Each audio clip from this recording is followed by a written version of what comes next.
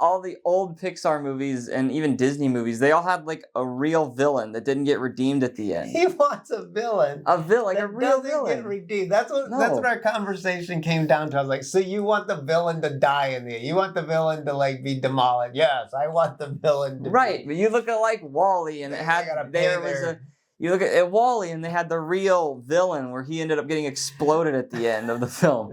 And it was like a satisfying ending. And then some of the other ones like Incredibles or even the Toy Story, the Lotso the Bear.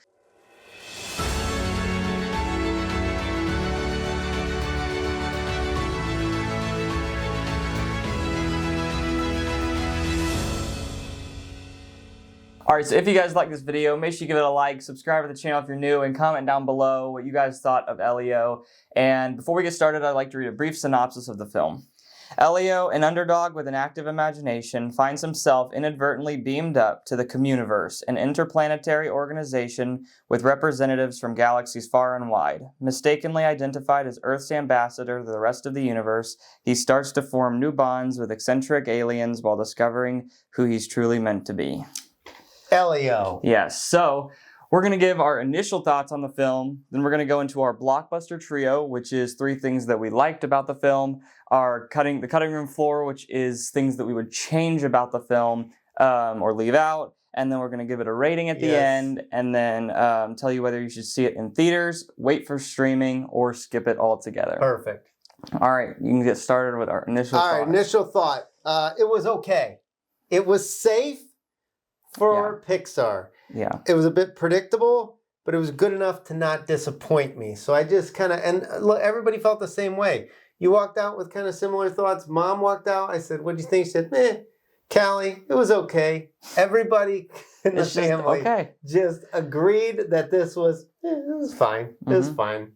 It's definitely lower tier Pixar, but I mean, you know, it's Pixar, so, you know, even a film that's good and okay is still like so far down compared to all the other Pixar films that have come before it. Right. So, but you always have high expectations for Pixar, and, you know, I think if any other, you know, studio had done this, it would have been, I feel like, a lot better. I think we would have come out, you know, a little bit impressed. Yeah, a little bit more impressed because, you know, you go in with higher expectations in a Pixar film. Yeah. So, okay. You know. I mean, because I was thinking the reverse of what you were saying, like that Pixar can take an okay film, like they can take I don't know what I was trying to think. Like, no, I'm just saying if another studio gave us exactly what this movie, same product, we would be more impressed because we have less expectation for things than like Pixar. Yeah. I was thinking like an average Pixar film is still better than most other studios produce. Is how I would have said that. But yes, but that's the same thing, basically. So yeah, all right, so there we go. All right, so here we go. Yep, let's get right into our Blockbuster Trio.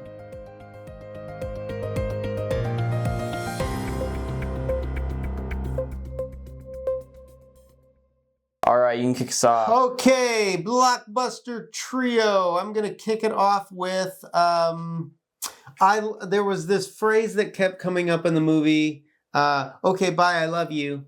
Yeah. Right, is kind of how he first makes contact with the aliens. It'll make sense if you've seen it. I thought it was a cute callback that kept coming back into the film. Mom chuckled at it. You know, it's one of those phrases that I could see us repeating at home. You know, you're leaving the house. Okay, bye, I love you. And like, oh, that's from Elio or Elio. And I don't know how to say it. But yeah, so there was my first. It was a good catchphrase that they incorporated into the story. So whoever wrote that in, good on them. All right, the first thing I had was the animation. You know you're going to get good animation when it's Pixar, and they did not disappoint with the animation in this one. Just the space, and it felt very real. It was like very large in scope and colorful and vibrant. And yeah, they did good with the animation. Yeah. You talked about I don't have this, but you talked about the just the space theme in general. Is that what you were talking about? Or were you talking about space like the space on the screen? No, space, like space theme, Space theme. Yeah. They had a quote there at the end, like that you could hear, there's like a voiceover of Carl Sagan. Like, I'm a fan of that kind of stuff. So, I thought that was good. All right, but my blockbuster too was they did a good job of raising the stakes. I felt like in this film, especially when you turned into the second act, third act, whatever the climax is, they're kind of, where everything's there and then you're like, oh, it's going to have to get worse before it gets better. That point in the storyline, I felt like they did a good job of kind of making that what's going to happen now? How are they going to get back from where they are kind of thing. So good job. Yeah. The second thing I had was the character Elio. I thought they did a good job, at the very beginning of the film, kind of building a connection to Elio and you're rooting for him and stuff. And I thought they did a good job with handling the character development of Elio. Yeah, I liked Elio. I liked the alien. What I was going to have as third, though, I liked the clone. At one point they make a clone and it's this minor part of the story, but I was so entertained by that element and pleasantly surprised at how helpful the clone was.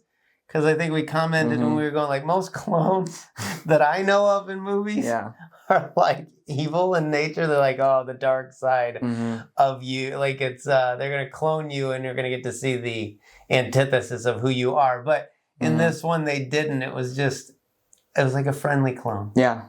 Yeah, like it was Casper, friendly ghost. It was like definitely a friendly clone. Yeah, that was a unique part of the film. All right, so the third thing that I had was the chemistry between Elio and Gordon. I actually really liked the chemistry between those two characters. They did well with the dialogue between them, and I thought they were good. I thought it was a good part of the film. Yeah, for sure. Agree with all that. All right, moving on to the cutting room floor.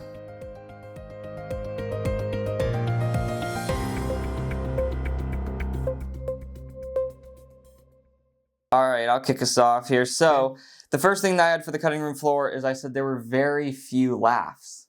And I was surprised because Pixar films usually are full of like comedy. Yeah. And it felt like this film was trying to be funny at times, but it wasn't landing. And I think I laughed maybe one time at one of the clone scenes. Yeah. And then but when we watched Inside Out 2, there were points where I was like cracking up like yeah. Inside Out 2 is just boom boom boom boom boom boom. It's coming hilarious. at you. You almost had to like watch it twice to catch everything. Yeah. And that wasn't the case. Good call. Yeah. Wasn't the case with now I put as my change cutting room floor here animation style. You commented on the animation style. You said this was similar to Turning Red. I don't know. It was like the faces and the mouths that I just it didn't feel as, I know this is weird, and I'm going to say this again about something else. Realistic, like I know it's an animation, but like you look at like the Toy Story, you look at like Toy Story animation or Coco, and the animation is more like the features on the faces are more human. Like right? I don't know. I mean, I understand like anime, Disney stuff, big eyes and all that stuff. Obviously, if you did that per proportion on a real human, it'd be freakish, But I don't know. There was something about this. It was just it didn't. I didn't like it as much as some of their other animation styles, but beyond anything I could ever produce. So I'm pleasantly pleased with all of it. So all right. Number 2. All right, so the second thing I had was I want them to have a real villain. And I talked to you about this, but I feel like all the old Pixar movies and even Disney movies, they all had like a real villain that didn't get redeemed at the end. He wants a villain. A villain, like a real villain. Get redeemed. That's what our conversation came down to. I was like, so you want the villain to die in the end? You want the villain to like be demolished? Yes, I want the villain to but you look at like WALL-E and you look at WALL-E and they had the real villain where he ended up getting exploded at the end of the film. And it was like a satisfying ending. And then some of the other ones like Incredibles or even the Toy Story, the Lotso the Bear, right? They had some great villains in these animated movies and this one it didn't. Like this villain was weak. Did Lotso not get redeemed? I'm trying to remember. I feel like Lotso kind of came around. Did Lotso get redeemed? He was just... I'm trying to remember. I don't think Pink Bear. I don't think he did. He tried to like burn them in lava. Funny. Yeah. So funny. This villain was just real weak. Like, he felt like a very weak villain, especially at the beginning. I was like, what is this little wimp guy? I mean, you want villains to die, and then you've told me you want the main characters to die before. What? No. I want the main. I didn't want I think we've no, said that I said before. to build stakes, you have side characters. You like to kill people off. No, side characters die. So you want to kill off, so the main character makes it, all the side characters die and all the villains die. You want everybody in the movie to die except the main character. No, That's a perfect movie for Gannon.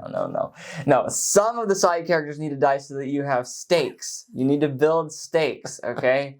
You don't want to go full Final Destination on every film, but you also don't want to go, Elio on every film. I don't know. All right, cutting room floor for me. The debris field, there was this scene where they're like working through I meant to research this. Is this even a thing?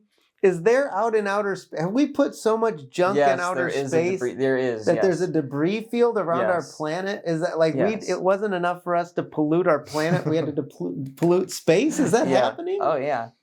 So anyway, they go through this debris field, and I felt like, this is what I said, it felt a bit unbelievable. Now, I'm saying that, and I realize this is a movie about aliens and a guy getting abducted. So I know that, it's like, what are you talking about? The whole film's unbelievable.